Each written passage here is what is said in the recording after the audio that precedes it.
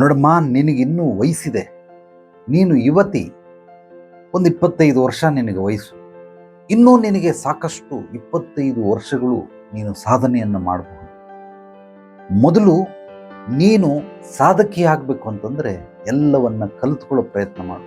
ಎಲ್ಲವೂ ಕಲಿಯೋದಕ್ಕೆ ಸಾಧ್ಯವಾಗಲಿಲ್ಲ ಅಂತಂದರೆ ನೀನು ಮಾಡ್ತಾ ಇರುವಂತಹ ವೃತ್ತಿ ಅಥವಾ ಕೆಲಸ ಇದನ್ನು ಕಲಿತ್ಕೊಳ್ಳೋದಕ್ಕೆ ಪ್ರಯತ್ನ ಪಡು.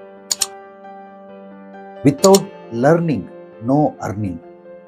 ನಿಜವಾಗ್ಲೂ ನಾವು ಏನನ್ನ ಕಲಿಯದೇನೆ ನಾವು ಇನ್ನೊಬ್ರಿಗೆ ಏನನ್ನು ಕಲಿಸೋದಕ್ಕೆ ಸಾಧ್ಯವಾಗೋದಿಲ್ಲ.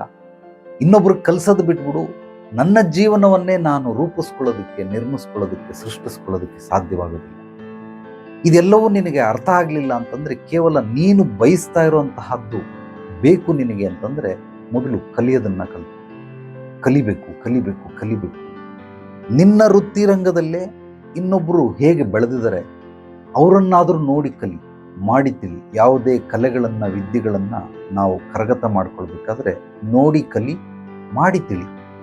ನೋಡ್ತಾ ನೋಡ್ತಾ ನೋಡ್ತಾ ನೋಡ್ತಾ ನಾವು ಅದನ್ನು ತಿಳ್ಕೊಂಡ್ಬಿಡ್ತೀರಿ.